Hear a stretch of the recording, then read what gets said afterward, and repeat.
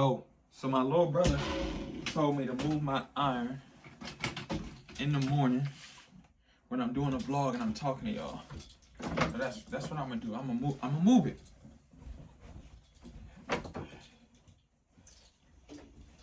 So it's Monday morning. Oh, y'all getting bloopers. What's going on? Oh shit. Why did it do that? Okay, we good. Are we good? That was about to be crazy.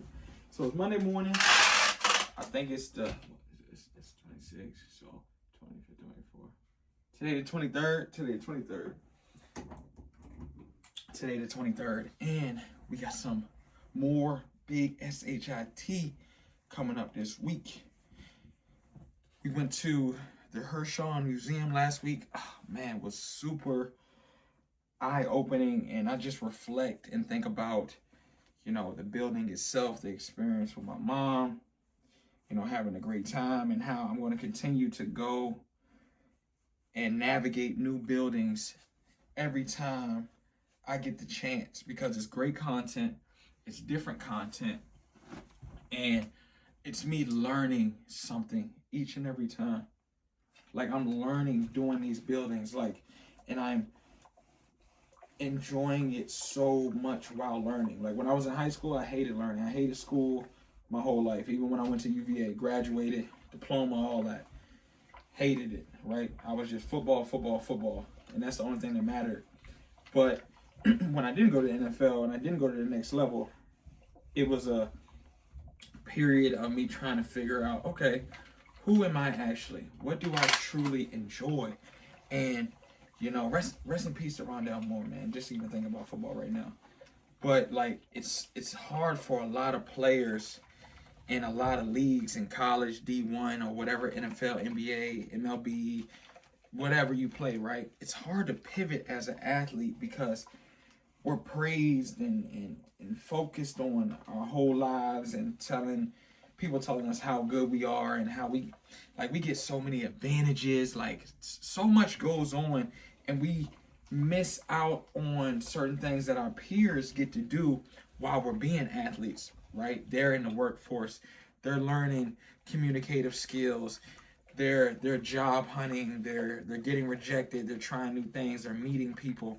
And as athletes, we miss out on a lot of that, right? So once we get done, we try to do all of that in a month, and it doesn't work out, and it creates so much uncertainty and anxiety. But for me, when I came home after the Orange Bowl, I went through a lot of the same things, trying to figure out who I am, what I want to be. And now that I've gotten to this point, I love furniture, I love clothes. I love clothes too. Don't get it twisted, I love clothes.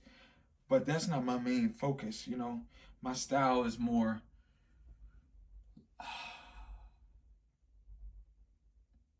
less is more. That's my style. You know what I'm saying? That's my style. Shout out to my man Bun Shaft. Less is more. So just like the Hirshhorn building, less is more because it's so loud when you finally peep it.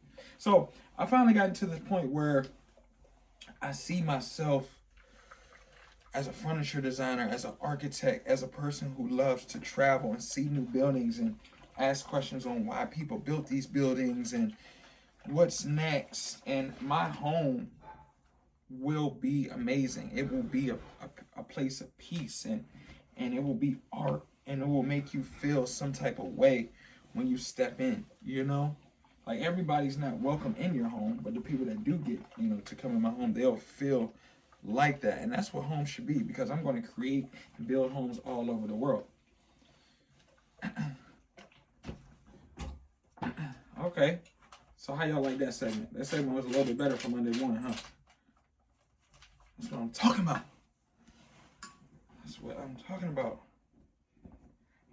I gotta get out fresh content, what's on my mind, and continue to build, because I got all these goals that stare me in my face, and they are getting knocked down, baby.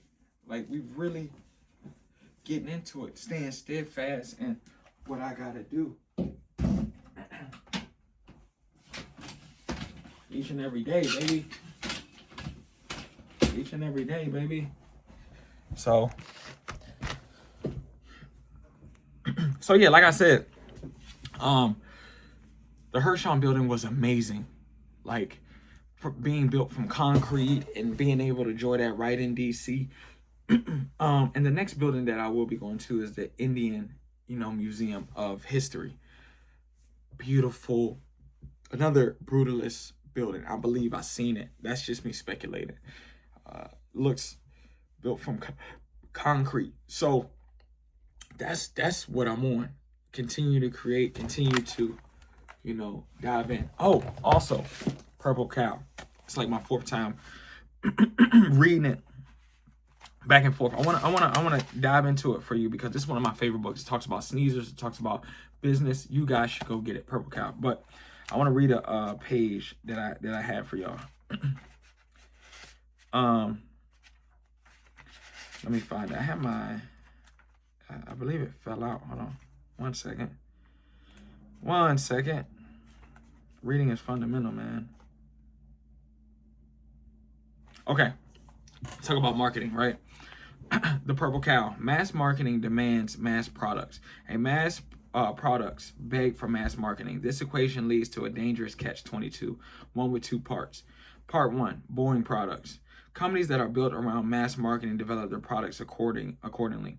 These companies round edges, smooth out differentiating features, and try to make products that are bland enough to work for the masses. These companies make spicy food less spicy, and they make insanely great service a little less great, a little cheaper.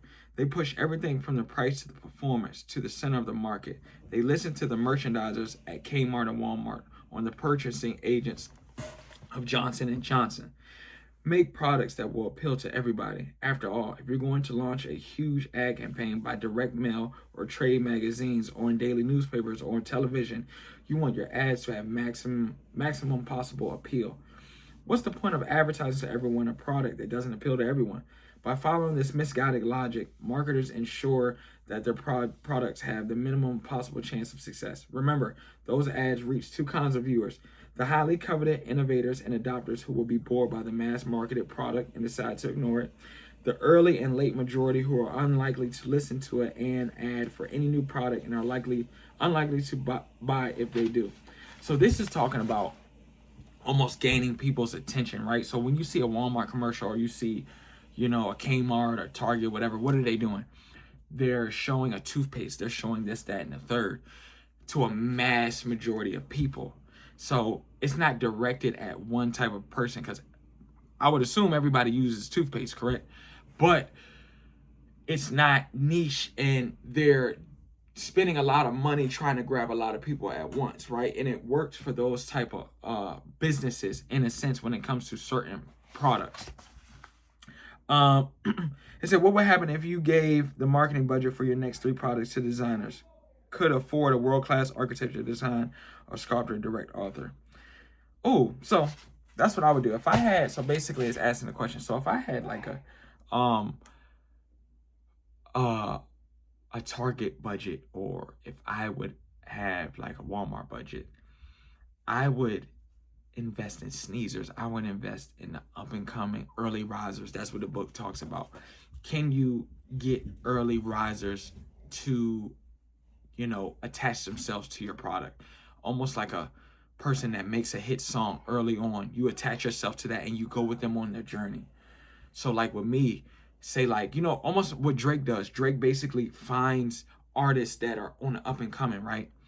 Throws them a bone because he sees something in them and then they blow up. But he's an investor and an early riser, So it's like on social media, if you have a huge company, and you start seeing people that are gathering a good enough following, so you invest into them. They're not, the Alex Earls of the world or all these, Logan Pauls, but they got 20K people. Their engagement is insane. Like, those are the people that your company is really built off, because their audience is constantly engaging with them and they have a real audience. They don't have bots. They don't have people randomly commenting dumb stuff on it. It's the early riser. So what I want you guys to take from this on this Monday, invest in the early risers, in yourself or whoever, and my mom talking to my dog. It's all good. Penny up here. What they do? Man. My dog been having a pooping problem. I don't know what's going on. He might need to go to the doctor. Penny, come here. Penny's right here. She's scared. But if you have a company, invest into some early risers, some people that are on the rise, because those people one day are going to be the Drakes of the world and the new Kai Cenats. And if you invest in stock early, you have a true, real relationship. Because when somebody's up here, they think everybody's just pulling, and that is true, right? That is true. So my advice to you would be, invest in the people and build real relationships. Build real relationships, because that's what's going to set you apart. And that's what the message is on this Monday, baby. Come on. We got a great week, man. Y'all have a great Monday. Peace.